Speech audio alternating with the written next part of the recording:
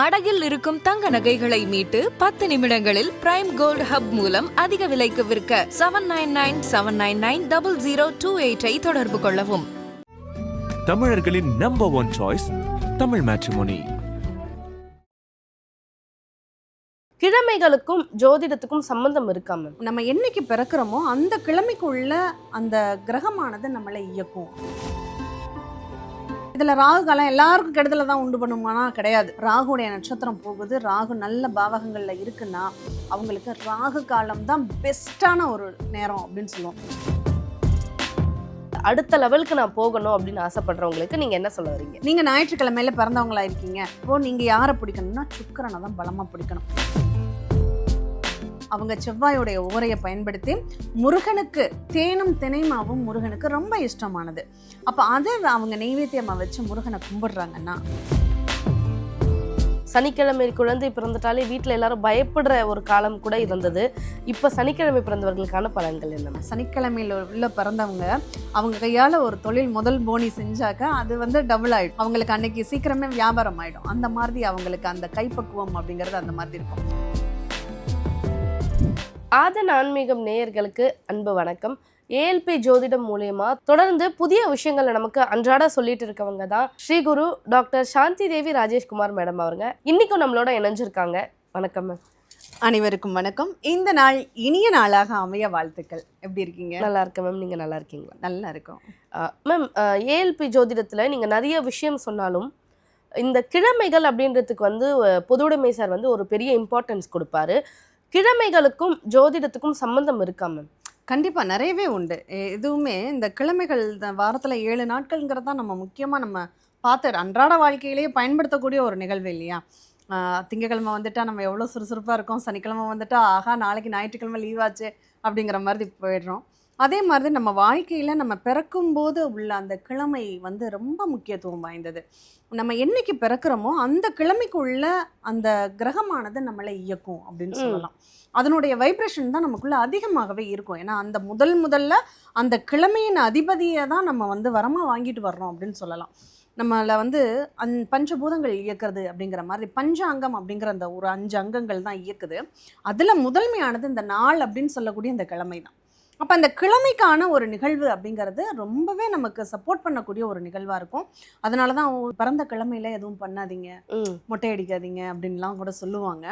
அந்த கிழமைகளில் சில நிகழ்வுகளில் நம்ம பிடிச்சுக்கிட்டோம் அப்படின்னா நம்ம வாழ்க்கையில் எப்போதுமே சூப்பரான ஒரு உயர்வான ஒரு முன்னேற்றத்தை கண்டினியூவாக அனுபவிக்கக்கூடிய ஒரு வாய்ப்புகளை கொடுக்கும் அப்படின்னு சொல்லலாம். அதனால தான் சார் அந்த கிழமைகளுக்கு முக்கியத்துவம் கொடுப்பாங்க. ஒவ்வொரு கிழமைக்குமே ஒவ்வொரு மகத்துவங்கள் உண்டு. இந்த கிழமை நல்ல கிழமை, இந்த கிழமை நம்ம ஏஎல்பி கான்செப்டில் அப்படி கிடையவே கிடையாது. செவ்வாயோ வெறுவாயோன்னு சொல்லுவாங்க, அந்த சனிக்கிழமை ஆகாது அப்படின்னு சொல்லுவாங்க. அப்படிலாம் கிடையாது. நம்ம ஏஎல்பி ஜோதிடத்தில் இன்ன வரையும் கிளாஸஸ் எல்லாமே சனிக்கிழமை மட்டும்தான் நடந்துக்கிட்டு இருக்குது. ஏன்னா சனிக்கிழமை தான் ஆரம்பிப்போம். ஒரு நிகழ்வு நமக்கு நல்ல நிகழ்வுகள் அடுத்தடுத்து தொடரணும் வளரணும் அப்படின்னா அந்த சனி பகவானுடைய அனுகிரகம் இருந்தால் தான் அதை கன்டினியூ பண்ண முடியும். ஒருத்தங்க தொழிலில் வெற்றி பெறணும் அப்படின்னா சனிக்கிழமை அவங்களுக்கு ரொம்ப சக்ஸஸ்ஃபுல்லான ஒரு நாள். சம்பளம் பட்டுவாடை பண்ணுறது கூட சனிக்கிழமை அன்னைக்கு தான் கொடுப்பாங்க. ஏன்?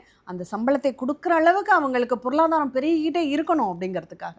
அப்போ அந்த கிழமைகளுக்கும் நமக்கும் ரொம்பவே ஆச்சரியமான நிகழ்வுகள் உண்டு. மேம், இப்போ நீங்கள் சொன்னீங்க கிழமைக்கும் கிரகங்களுக்கும் சம்பந்தம் இருக்குது அப்படின்னு சொல்லிட்டு.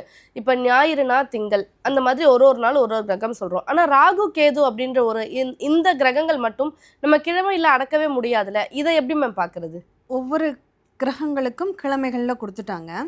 இந்த ராகு கேது 7 நாளும் வேலை செய்யும். இந்த 7 நாளில் அவங்களுக்குன்னு 1.5 மணி நேரத்தை பிரித்து கொடுக்குறாங்க. ஒரு நாளில் ராகு காலம் யமகண்டம் அப்படிங்கிறது இந்த ராகு கேதுக்கே உள்ள நிகழ்வு. 3 கிரகங்களை உபமாக நம்ம எடுத்துக்குவாங்க. ஒன்று, இந்த 7 கிரகங்கள் இல்லாத நிழல் கிரகங்கள் அப்படிங்கிற ஒரு அங்கீகாரம் ராகுக்கும் கேதுக்கும் கொடுக்குறாங்க. இந்த நிழல் கிரகங்கள் தான் சூட்சுமமாக நம்ம செய்யக்கூடிய சாதக பாதகங்களை கண்காணிச்சுட்டு வரக்கூடிய கண்காணிப்பாளர்கள் அப்படின்னு சொல்லலாம். இன்னும் சொல்லப்போனால் அந்த ஒற்று வேலை பார்க்குறவங்க யார் அப்படின்னா இந்த ராகுவும் கேதுவும் தான் அப்படின்னு சொல்லலாம். அப்போ நம்ம செய்யக்கூடிய செயல்கள் நல்ல செயலா கெட்ட செயலா, அதற்கான பிரதிபலன் என்ன அப்படிங்கிறது நமக்கு கணக்கெழுத்தை நம்ம தலையெழுத்தை எழுதுகிற கணக்கு பிள்ளைக்கு உதவக்கூடியவர்கள் இவங்க தான். இவங்க போய் தான் சொல்லுவாங்க இவங்க இதெல்லாம் பண்ணியிருக்காங்க இதெல்லாம் பண்ணியிருக்காங்க அப்படின்னு. அப்போ அதை தான் நிழல் கிரகங்கள் நம்மளை மறைமுகமாக வாட்ச் பண்ணக்கூடியவங்க அப்படின்னு சொல்லலாம். இப்போ இவங்களுடைய நேரங்களில் தான் எதிர்பாராத திடீர் நிகழ்வுகள்லாம் நிறைய நடக்கும். இந்த ராகு காலம் யமகண்ட வேலை அப்படிங்கிறது கேதுவுக்குரியது. அதே இது இன்னொரு கிரகத்தையும் ஆட் பண்ணலாம். நம்ம மாந்தி அப்படின்னு சொல்லுவோம் ஒரு கிரகத்தில். அது நிறைய நம்ம தமிழ்நாட்டில் எடுத்துக்கிறது இல்லை. ஆனால் கேரளாவுல எல்லாம் அதுதான் ரொம்ப முக்கியமாகவே எடுத்துக்குவாங்க.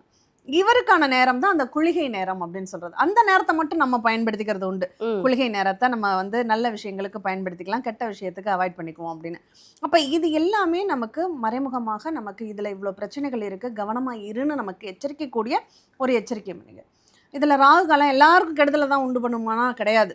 ஒரு ஜாதகத்தில் ராகு யோகியாக இருக்காங்க, நம்ம இப்போ நல்ல அமைப்பில் இருக்காங்க, நம்ம ஏழ்பியில் ராகுடைய நட்சத்திரம் போகுது, ராகு நல்ல பாவகங்களில் இருக்குன்னா அவங்களுக்கு ராகு காலம் தான் பெஸ்ட்டான ஒரு நேரம் அப்படின்னு சொல்லுவோம்.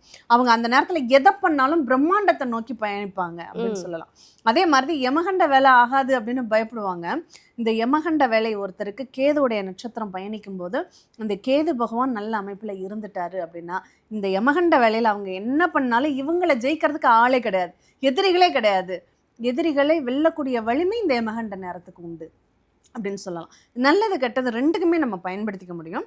உதாரணமாக எனக்கு ஒரு நடந்த ஒரு நிகழ்வு இது. எங்கள் ஊரில் ரொம்ப வேண்டியவர்னு வச்சுக்கோமே, அவங்க பொண்ணுக்கு ரொம்ப உடம்பு சரியில்லாமல் இருக்குது. அது டீனேஜ் வயது பொண்ணு. கல்யாணத்துக்கு பார்க்குறதுக்கு முன்னாடி ரொம்ப உடம்பு சரியில்லை, வெறும் பால் மட்டும்தான் ஆகாரமாக போய்கிட்டு இருக்குது. ரொம்ப கலக்கமாக வந்து மட்டும் ஜாதகம் பார்த்தாங்க.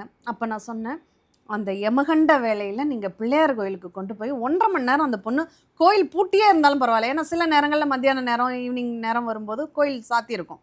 கோவில் சாத்தியே இருந்தாலும் சரி, பிள்ளையார் கோயில் எல்லாமே பக்கத்தில் போகிற மாதிரி தான் இருக்கும், கேட்டு மட்டும்தான் போட்டிருப்பாங்க. நீங்கள் அந்த பொண்ணை 1.5 மணி நேரம் கொண்டு போய் அங்கே 1 வாரம் அதை உட்கார வைங்க, அதுக்கப்புறம் அந்த பொண்ணுக்கு சரியாயிடும் அப்படின்னு சொன்னால், அதே மாதிரி அந்த 1 வாரம் யமகண்ட வேலையில் கொண்டு போய் உட்கார வச்சுட்டு அருகம்புல் மட்டும் விநாயகருக்கு சாத்திட்டு எடுத்துகிட்டு வந்து பயன்படுத்தினாங்க. அந்த பொண்ணு 5 நாள்லேயே ரெடி ஆகிடுச்சு. அதுக்கப்புறம் அழகாக அடுத்த 6வது மாதம் அந்த பொண்ணுக்கு கல்யாணம் ஃபிக்ஸ் பண்ணி நாங்கள் வந்தே ஆகணும்னு பத்திரிக்கையை வச்சு கூப்பிட்டாங்க. அந்தளவுக்கு ஒரு விசித்திரமான நிகழ்வுகள் எல்லாம் இந்த நேரங்களில் பரிகாரங்கள் பண்ணினா நமக்கு நடக்கும். அந்த கண்டத்தை கூட மாற்றக்கூடிய வல்லமை இந்த யமகண்ட வேலைக்கு உண்டு. இந்த எதிர்பாராத விஷயங்கள் நடக்கும். கண்டிப்பாக. ஏன்னா நமக்கு பெரிய அளவில் ஒரு சாதகம் பாதகம் நமக்கு ஏற்படணும்னா உங்கள் ஜாதகத்தில் ராகு வலிமையாக இருக்காரா, கேது வலிமையாக இருக்காரா, இல்லை மாந்தி வலிமையாக இருக்கானான்னு பாருங்கள். அந்த நேரத்தில் நீங்கள் எந்த ஒரு செயல் செய்தாலும் உங்களை வெல்வதற்கு அங்கே ஆள் கிடையாது அப்படிங்கிறத நம்ம புரிஞ்சுக்க முடியும். கண்டிப்பாக மேம். ஏன்னா மாந்தி அப்படின்னாலே எல்லாரும் பயப்படுற ஒரு விஷயத்துக்கு தான் பயன்படுத்துவாங்க. அதுலேயுமே வந்து ஒரு சக்ஸஸ் கிடைக்கும் அப்படின்னு சொல்லியிருக்கீங்க. இது மட்டும் இல்லாமல் இப்போ வாரத்தில் 7 நாள் இருக்கும். ராகு கேது பற்றி நம்ம இப்போ பேசிட்டோம். அடுத்து 7 நாட்கள் 7 கிரகத்தை குறிக்குது. இந்த 7 நாளில் நம்ம என்ன மாதிரியான விஷயங்கள் செஞ்சால் நமக்கு வந்து லைஃப் வந்து ஒரு ஸ்மூத்தாக போயிட்டுருக்கு, ஆனால் எனக்கு இந்த ஸ்மூத்னஸ் பத்தாது, அடுத்த லெவலுக்கு நான் போகணும் அப்படின்னு ஆசைப்படுறவங்களுக்கு நீங்கள் என்ன சொல்ல வரீங்க? கண்டிப்பாக. இப்போது நமக்கு என்ன தேவைங்கிறத நம்ம முதல்ல பிளான் பண்ணிக்கணும். இப்போ நான் வேலைக்கு போகணும், எனக்கு வேலை கிடைக்கணும், தொழிலில் எனக்கு எந்த பிரச்சனைகளும் வரக்கூடாது அப்படின்னு நினைக்கிறீங்க. நீங்கள் ஞாயிற்றுக்கிழமை பிறந்தவராக இருக்கீங்க அப்படின்னா நீங்கள் உங்களுக்கு தொழிலில் ஸ்ட்ராங் பண்ணக்கூடிய கிரகம் என்ன அப்படிங்கிறது உங்கள் ஜாதகத்தில் தெரிஞ்சு போயிடும். அந்த கிரகத்தை இந்த ஞாயிற்றுக்கிழமை அன்னைக்கு நீங்கள் பிடிக்கணும். அந்த கிரகத்தினுடைய ஓரையில் நீங்கள் கம்பல்சரி விரதம் இருக்கணும்.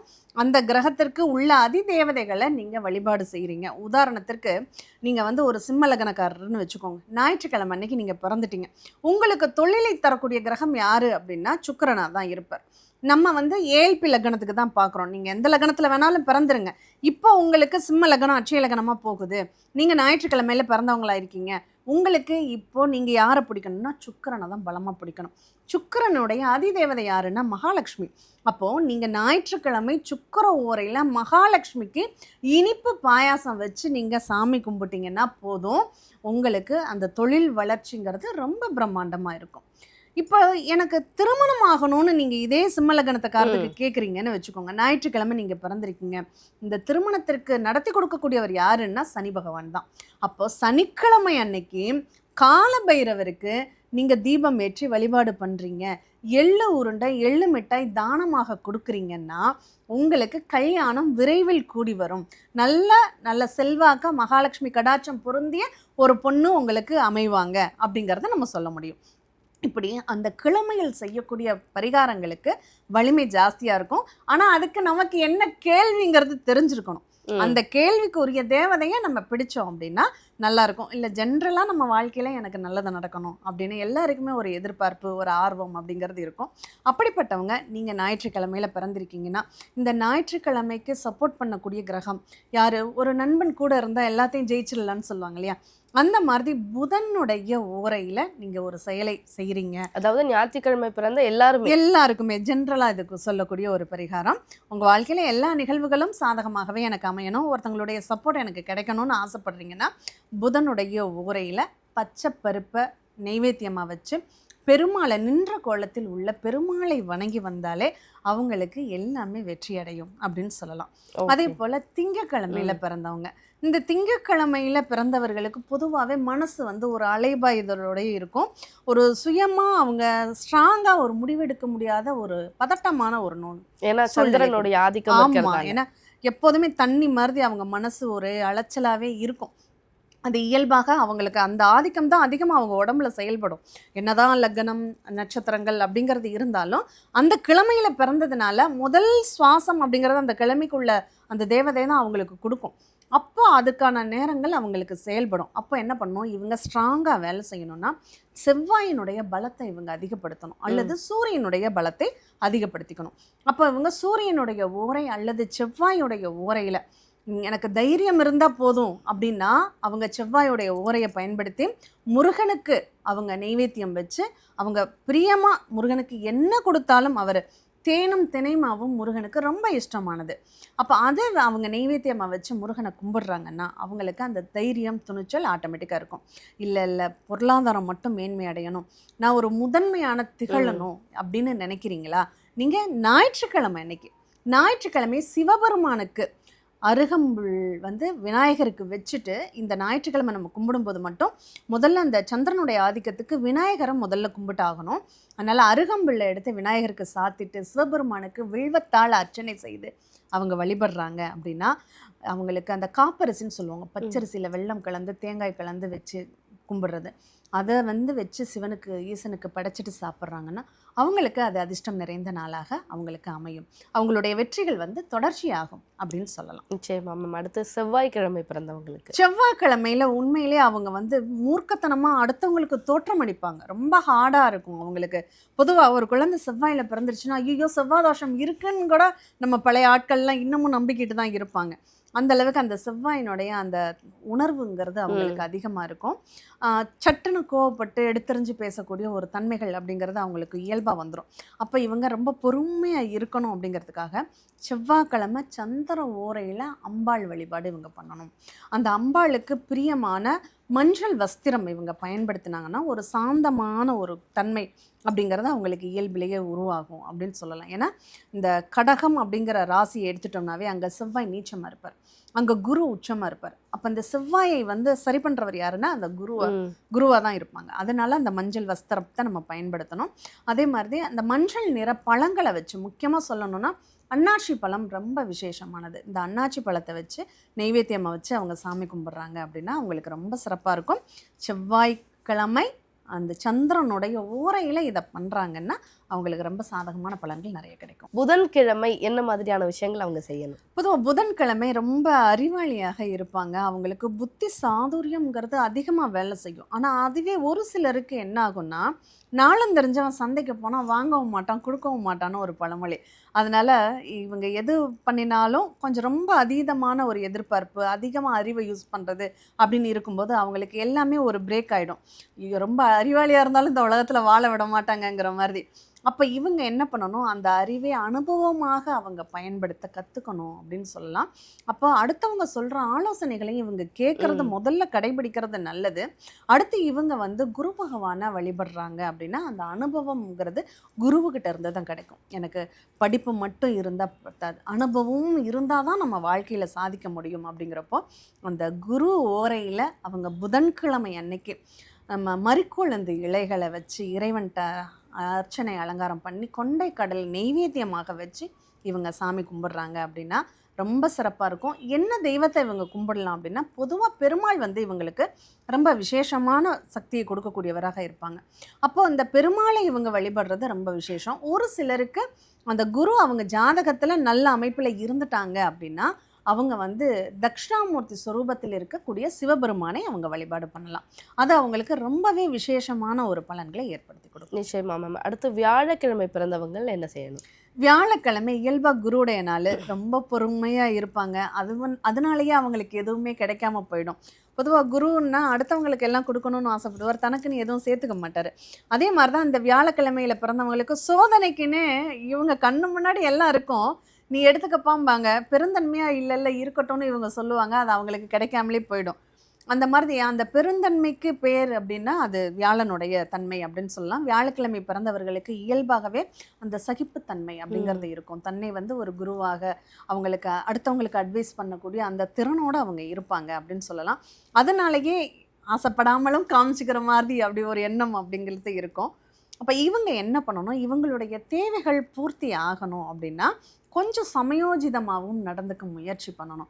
எப்படி நம்ம அறிவுக்கு இங்கே குருவை கேட்குறோமோ அதே மாதிரி இங்கே குருவுக்கு அங்கே அறிவுங்கிறது தேவை.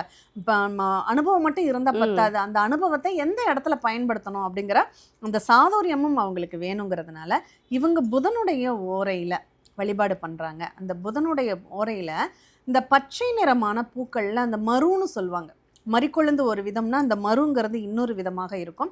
இந்த மருவையும் மஞ்சள் நிற மலரையும் இணைந்து கட்டி மாலையாக்கி அவங்க பெருமாளை, அதுவும் தாயாரோடு இருக்கக்கூடிய, இன்னும் சொல்லப்போனால் லக்ஷ்மி நரசிம்ம பெருமாளை கூட நம்ம எடுத்துக்கலாம், அவங்கள சேர்த்து வழிபாடு பண்ணுறாங்கன்னா இவங்களுக்கு ரொம்பவே ஒரு சக்ஸஸான ஒரு சூழ்நிலைகள் அப்படிங்கிறது ரொம்ப சிறப்பாக இருக்கும். Okay ma'am. வெள்ளிக்கிழமை பிறந்தவர்கள் என்ன செய்யணும்? கண்டிப்பாக வெள்ளிக்கிழமை ரொம்ப கொஞ்சம் ஆசை அதிகமாக இருக்கும். ஏன்னா மகாலட்சுமியோடைய அருள் கடாட்சம் அப்படிங்கிறது வெள்ளிக்கிழமை உண்டு. இந்த வெள்ளிக்கிழமை சுக்கிரனுடைய தன்மைங்கிறதுனாலேயே சுகபோகத்தை எல்லாம் அனுபவிக்கணும் அப்படிங்கிற ஒரு எண்ணம் அவங்களுக்குள்ள அதிகமாக இருக்கும். ஆடை ஆபரணங்கள் மேலே ஒரு ஈடுபாடு அப்படிங்கிறது இருக்கும். இன்னும் வாலிப வயசில் உள்ளவங்கள்லாம் எதிர்பாலினத்தவர்களையில் அவங்கள்ட்ட பேசிகிட்டு இருக்கணும், அவங்களுடைய நட்புகள் அப்படிங்கிறது இவங்களுக்கு ரொம்ப பிடித்தமானதாக இருக்கும். அப்போ இதிலிருந்து அவங்க அந்த வயதுக்கு தகுந்த மாதிரி, நம்ம அட்சய லக்னத்திற்கு ஏன் முக்கியத்துவம் கொடுக்குறோன்னா வயதுக்கு தகுந்த பலன்களை இங்கே நம்ம எடுத்துக்க முடியும். நம்ம வயதுக்கு என்ன தேவையாக இருக்கும், அப்போ அதுக்கு தகுந்த மாதிரி தான் நம்ம பரிகாரங்களும் நம்ம செய்யணும். இப்போது இந்த சுக்கிரனுடைய கடாட்சம்ங்கிறது வாலிப வயசில் உள்ளது ஆண்களால் பிரச்சனைகளோ பெண்களால் பிரச்சனைகளோ வராமல் தடுத்துக்கணும், அது ஒரு வகை. இல்லை எனக்கு இடம் வாங்கணும், வீடு கட்டணும், வாகனம் வாங்கணும் அப்படிங்கிற ஒரு ஆசை இருக்கும், அதுக்கும் சுக்கிரன் தான் தேவைப்படும். அப்போ அவங்களுக்கு அந்த தேவைகள் இருக்குன்னா அதுக்கான ஒரு பரிகாரம்னு இப்படி பிரித்து நம்ம பலன்களை எடுத்துக்க முடியும். இப்போ இந்த சுக்கிரன் இயல்பாக இந்த சுக்கிர கடாட்சம் எனக்கு எல்லாமே நல்ல விதமாக அமையணும், நண்பர்கள் கூட எனக்கு நல்ல விதமாக அமைஞ்சிட்டாங்கன்னா எனக்கு நல்லா இருக்கும் அப்படின்னு நினைக்கிறவங்க இந்த சுக்கிரனுக்கு சப்போர்ட் பண்ணக்கூடிய கிரகம் யாருன்னா சனி பகவான். நான் ஒரு வேலை செய்கிறேன்னா எனக்கு அடங்கி போகிறவராக இருந்தால் அங்கே பிரச்சனைகள் வராது. இப்போ நான் ஒரு வீடு கட்டணும்னா எனக்கு லேபர் நல்லா அமைஞ்சிட்டாங்கன்னா வீடு நான் நினச்ச மாதிரி சீக்கிரமாக முடிவாயிடும். அப்போ அந்த சனி பகவானுடைய ஓரையை எடுத்துக்கிட்டோம் அப்படின்னா அந்த சனி பகவான் ஓரையில் நம்ம பெருமாளை தான், இங்கே சுக்கிரன்னாவே அங்கே தாயார் மகாலட்சுமின்னா அங்கே சீனிவாச பெருமாளை எடுத்துக்கணும். சீனிவாச பெருமாள்ங்கிற திருநாமத்தோடு இருக்கக்கூடிய இறைவனை பூஜிக்கிறாங்க, அதுவும் அந்த நீல மலர்களால் அர்ச்சனை செய்து பூஜிக்கிறாங்கன்னா அவங்களுக்கு ரொம்ப விசேஷமான பலன்கள் ரொம்பவே இருக்கும். Okay ma'am. இறுதியாக சனிக்கிழமை பிறந்தவர்கள், ஏன்னா சனிக்கிழமை குழந்தை பிறந்துட்டாலே வீட்டில் எல்லாரும் பயப்படுற ஒரு காலம் கூட இருந்தது. இப்போ சனிக்கிழமை பிறந்தவர்களுக்கான பலன்கள் என்ன? கண்டிப்பாக சனிக்கிழமை வந்து ரொம்ப ஸ்ட்ராங்காக இருப்பாங்க. ஒன்றும் இல்லை, இந்த சனிக்கிழமை அடுத்தவங்க பயப்படுறதுக்கு காரணம் அந்த குழந்தை வந்து ஒல்லியாக நோஞ்சானாக இருக்குமோன்னு ஒரு பயம் இருக்கும். அவங்களுக்கு உடலில் ஆரோக்கியம் சம்மந்தப்பட்ட பிரச்சனைகள் கொஞ்சம் இருந்துக்கிட்டே இருக்கும். சின்ன குழந்தைகளில் வளர வளர அது சரியாயிடும். ஆனால் அவங்களுக்கு அந்த ஆரோக்கியம் சார்ந்த பிரச்சனைகளை சரி செய்வதற்கும் இந்த சனிக்கிழமையில் பிறந்த குழந்தைகள் மற்றவர்களுக்காக எது பண்ணி கொடுத்தாலும் அது சக்ஸஸ் ஆகும். அதை நிறைய நீங்கள் கவனித்து கூட பாருங்கள். சனிக்கிழமையில் உள்ள பிறந்தவங்க அவங்க கையால் ஒரு தொழில் முதல் போனி செஞ்சாக்க அது வந்து டபுள் ஆகிடும். அவங்களுக்கு அன்றைக்கி சீக்கிரமே வியாபாரம் ஆகிடும். அந்த மாதிரி அவங்களுக்கு அந்த கைப்பக்குவம் அப்படிங்கிறது அந்த மாதிரி இருக்கும். இன்னும் சொல்லப்போனால் சமையல் ரொம்ப சிறப்பாக இருக்கும். அது ஆணாக இருந்தாலும் சரி பெண்ணாக இருந்தாலும் சரி இந்த சனிக்கிழமையில் பிறந்தவர்கள் சமையல் பண்ணுறாங்கன்னா அது அவங்களுக்கு ரொம்ப நல்லாயிருக்கும். ஏன்னா நலபாகம்னு சொல்லுவாங்க, அதனுடைய தன்மைகளும் ரொம்ப நல்லாயிருக்கும். இதில் என்ன அப்படின்னா அவங்க கொஞ்சம் சோம்பேறித்தனமாக இருப்பாங்க. எந்த ஒரு செயலையும் உடனே செய்வோன்னு செய்ய மாட்டாங்க, ரொம்ப டீப்பாக யோசிச்சுட்டு இருக்கிற மாதிரி இருக்கும். ஆனால் கொஞ்சம் அவங்களுக்கு அந்த சோம்பல் அப்படிங்கிறது அதிகமாக இருக்கும். இவங்க அந்த சோம்பலை நீக்கி சுறுசுறுப்பாக மாறணும், இன்னும் கொஞ்சம் அடுத்தவங்களை கவர் பண்ணுற மாதிரி அவங்களுக்கு அந்த தோற்றம்ங்கிறது வேணும். அப்போ சுக்கிரனை இவங்க ஆட் பண்ணிக்கிறது நல்லது. அப்போ சுக்கிர ஓரையை இவங்க பயன்படுத்தினாங்கன்னா அந்த மந்தம், அந்த சோர்வெல்லாம் நீங்கி மற்றவங்கள மாதிரி நம்மளும் ரொம்ப ஆக்டிவாக இருக்கணும், நம்ம அழகாக இருக்கணும், நல்லா பேசணும் அப்படிங்கிற ஒரு கான்செப்டுக்குள்ளே வந்துட்டாங்கன்னாவே இவங்க வாழ்க்கையில் எல்லாமே ஜெயிச்சிடுவாங்க. எல்லா திறமையும் இவங்கள்ட்ட இருக்கும், ஆனால் அதை பயன்படுத்திக்க மாட்டாங்க. இவங்களுக்கு தூண்டுகோல் அப்படிங்கிறது யாராவது ஒருத்தர் பேக்ரவுண்டில் செயல்பட்டுக்கிட்டே இருக்கணும். அது கிடைக்கணும் அப்படின்னா அவங்க அந்த சுக்கிர ஓரையில் மகாலட்சுமியை, அதுவும் கஜலக்ஷ்மியை வழிபாடு பண்ணுறாங்க அப்படின்னா அவங்களுக்கு ரொம்ப சூப்பரான பலன்கள் அப்படிங்கிறது இருக்கும். கஜலக்ஷ்மிக்கு பிரியமான ஏதாவது ஒரு பதார்த்தம், அவள் பொரி பாயாசம் அப்படின்னு சொல்லுவோம். ஏன்னா அவள் பொரி அப்படிங்கிறது அந்த கஜம், யானைக்கு உணவுங்கிறது அவள் ரொம்ப இஷ்டம். அந்த அவளில் வந்து தேங்காய் பூ திருவி அதை வச்சுட்டு பாயாசமும் வச்சு கும்பிட்டாக்க இவங்களுக்கு எல்லா விதமான நற்பலன்களும் இவங்களுக்கு கூடி வரும் அப்படின்னு சொல்லலாம். 7 நாட்களில் பிறந்தவர்களுக்கான என்ன விஷயம் செய்யணும் அப்படின்றத இன்னைக்கு ரொம்ப விளக்கமாக சொன்னீங்க. இது எங்களுடைய நேயர்களுக்கு ரொம்ப பயனுள்ளதாக இருக்கும்னு நினைக்கிறேன். ரொம்ப நன்றி மேம். நன்றி.